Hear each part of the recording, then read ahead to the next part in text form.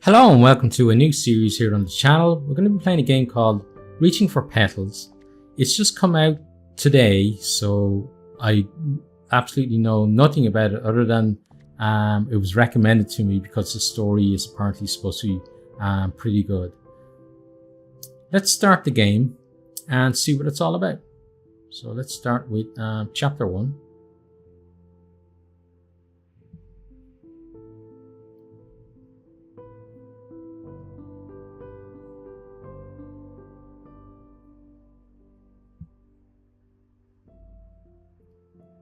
Okay, taking a while to load. As you kind of have to expect that with a new game that maybe isn't completely optimized yet. I like that our cursor is a petal as well. Okay, let's watch the intro video.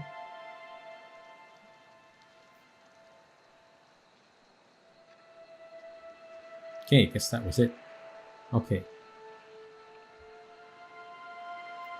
So I know the game's about exploring, so we can't go back that way, so let's keep going.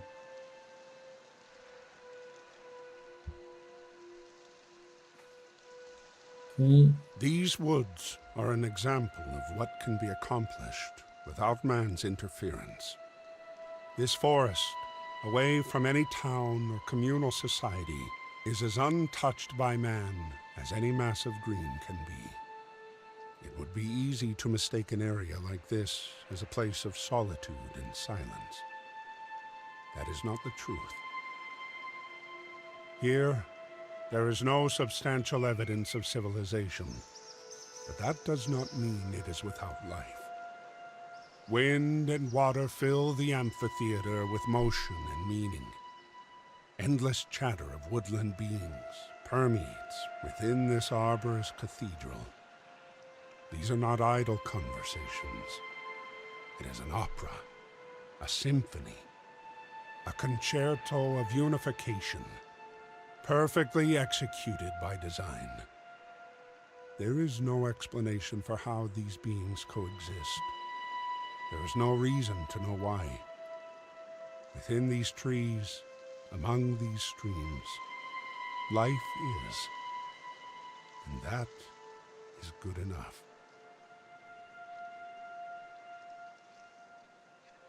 Okay, that was a nice speech there.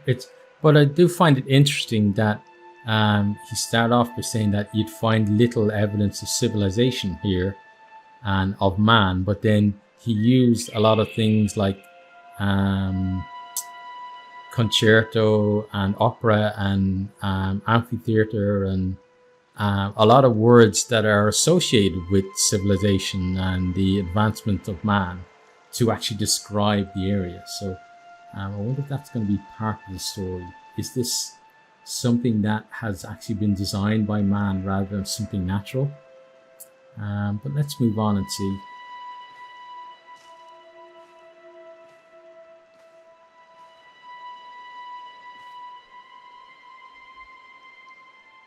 Okay, spaces jump.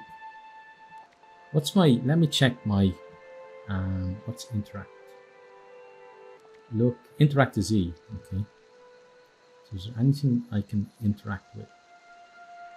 So far, no. Okay. So let's just keep moving forward. It is a very pretty game. Now I'm playing it on kind of medium settings, so I'd love to play it on higher settings, but I don't think my computer would be able to handle it. And especially not seeing as it's so hot here at the moment in Japan, so it means that cooling my computer is pretty difficult. I like that shaft of light there. It's really pretty beautiful, and I like the music as well. If all the music is kind of like this, I might actually get the you can get the music on a DLC. Like a lot of games do that now where they just automatically have the music as a DLC, but some games I find the music is just average, but so far this is a good start with this one. Okay, so let's move forward. it seems so far that we're kind of on almost on rails, in that we're not getting much choice in terms of what direction we can go. Can I go up here? No, I can't. Okay, so let's just keep moving forward. But I suppose if they're trying to tell a story, they don't really want you wandering all over the place. I'm looking for things I can interact with. It'd be nice to have, like in a game like this, it'd be nice to have something that would, you know, if there's something to interact with, something that would highlight it. Not that it's highlighted all the time, but that you have something, like in, I'm playing Ken Follett's Pillars of the Earth at the moment. And in that game, if you hold a certain key, it'll show you all the items you can interact with. I do like though I always like the sun coming through trees. I don't really like being out in the blaring sun, because being from Ireland, I'm fair skinned, which means that you know, I just have to look at the sun and I get sunburned. So it's not very nice to be out in the full sun. But I do like when you're outside and it's warm, not hot but warm, and you can see nice sunshine through a forest and that kind of thing. Very nice. Okay, let's get over this. Are we stuck? No. We were stuck, but jumping again kind of helped. Can we go up this way? I don't think so. I don't think it's a climbing game. No, we can't. Okay, so let's just continue on.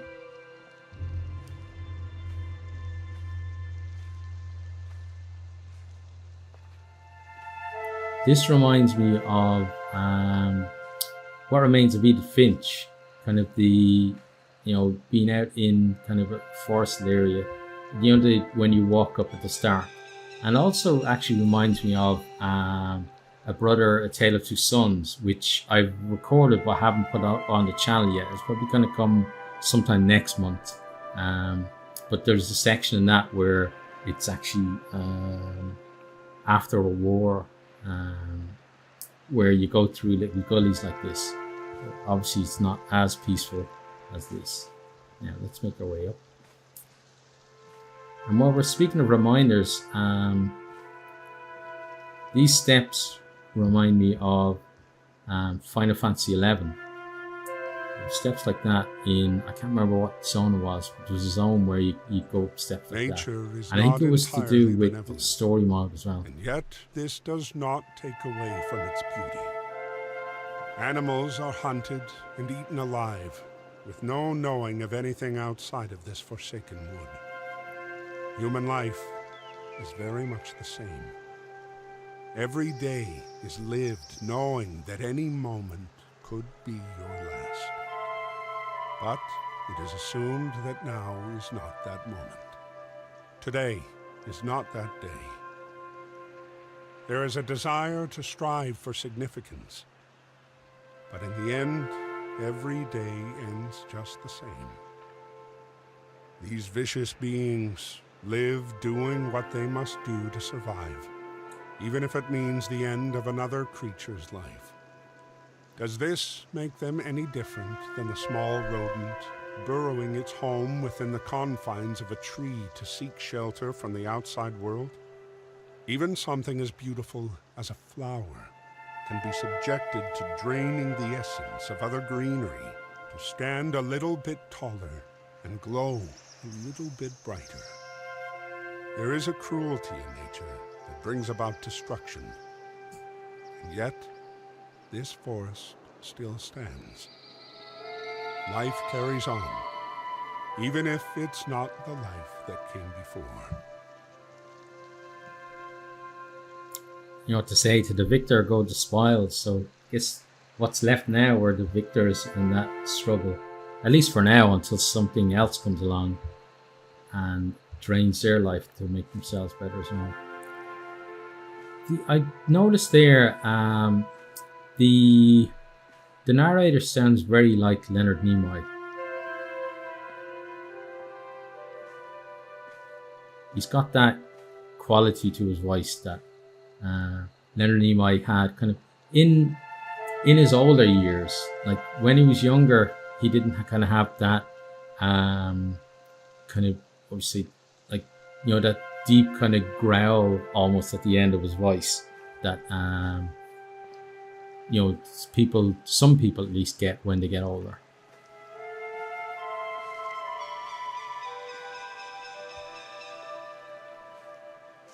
Okay. Still waiting for something to actually interact with. I'm not sure if the game is going to indicate to me that there's something that I can interact with or not. So I will kind of randomly press E on some things.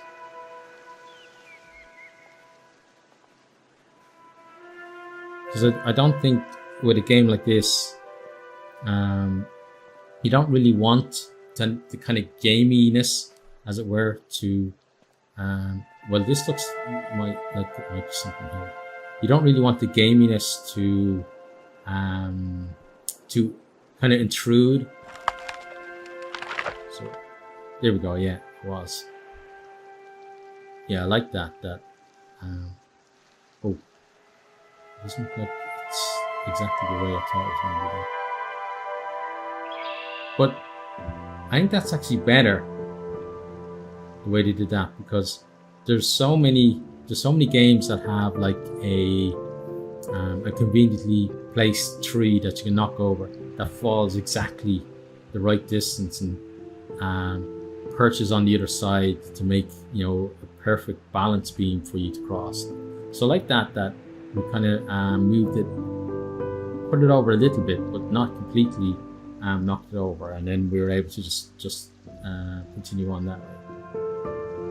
And also something in my D&D group, we were a few sessions ago, we had to go to a bandit camp, and the bandit camp was kind of down in the gully, and to get to the other side of the gully we had to go down and then up, and then I just kind of made the observation that if it was a video game, there would be a conveniently placed tree that we could topple to cross rather than having to rappel down and then rappel back up on the other side. I like the water there, I like the stream. When I was younger, kind of like sort of 13 to 15, during the summer with my friends, we used to, we lived, then I grew up in a city, but we lived out in the countryside then. What we would do in the summer was some days we'd just say, okay, let's go on an adventure. And so we were in a small village, and if you walk like, you know, 5 minutes or 10 minutes from your house, you'd be in the countryside, and there were like streams and farms and woods and stuff, and we just used to kind of say, okay, let's go this way, and then we just walk that way, and if we came across the stream, we'd have to find a way across. If we came across a farmer's field, we'd have to cross that, get over like the electric fences and stuff like that. And it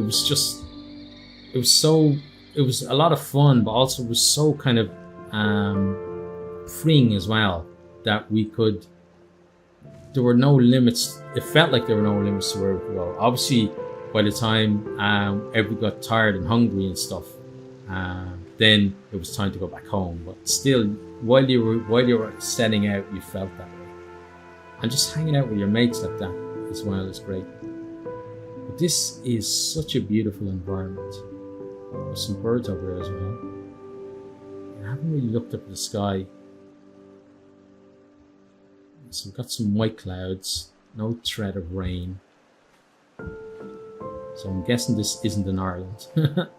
Because if it's in Ireland, then there's almost always a threat of rain. Even when it's raining, there's a threat of more rain. Let's make our way down this way.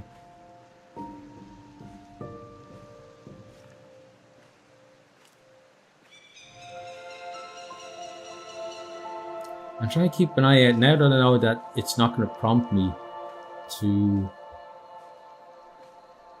It's not going to prompt me to interact with things. The heart of the forest lies a massive, ever-reaching oak.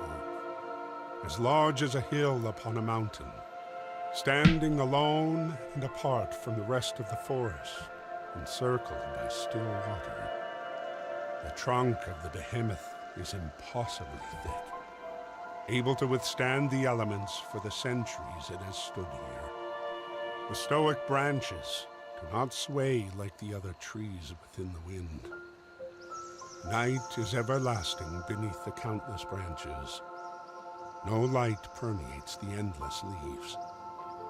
There is one thing that this beast of a structure exacts more than any other being on this planet. It endures. It endures the frost of the winter, the storms of the spring, the scorch of the summer, and the collapse of autumn. It endures the loneliness from being different and unyielding. The tree grows taller and stronger with each year, but never closer to the others that surround it. The other trees live, and they will surely die. But this monolith remains to stand the test of time.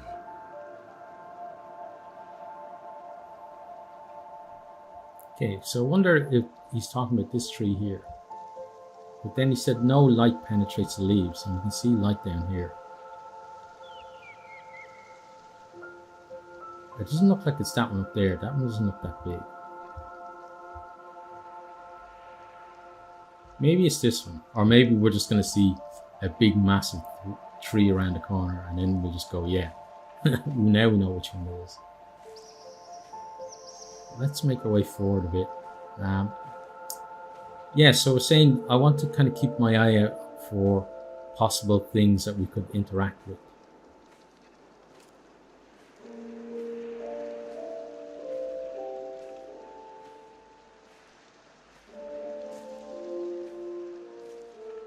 Like maybe this.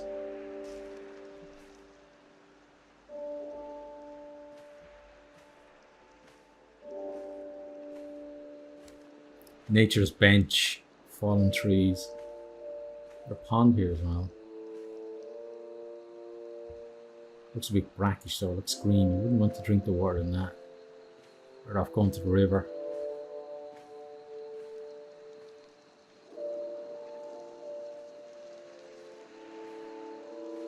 Let's continue forward. I want to actually look around this area though a bit more. I want to see what's on this side. Oh, there's something over here. Look, something glowing. It's almost like gold.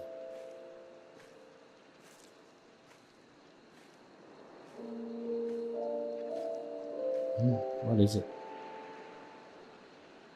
Is it just water? Is it just a water effect? Oh, it is. Okay. I thought it was going to be something really cool that we found. Some kind of secret, but apparently not. In this game, there's actually a run, but I'm not sure what the run is for. Like, why in this kind of environment, why would you want, unless something was chasing you, but it's not that kind of game, why would you want to be running?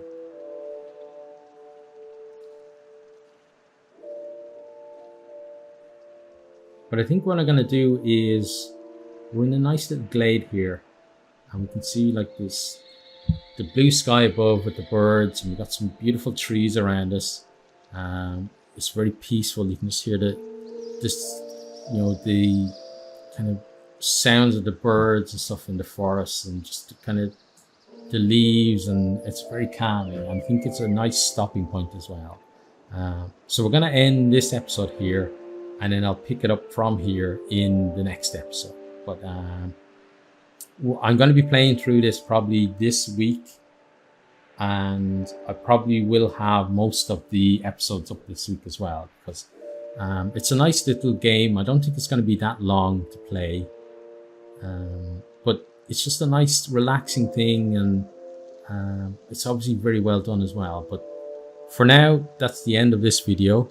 As always with a new series, any kind of support that you give to the video in terms of liking or sharing or posting comments is going to be a huge help to me.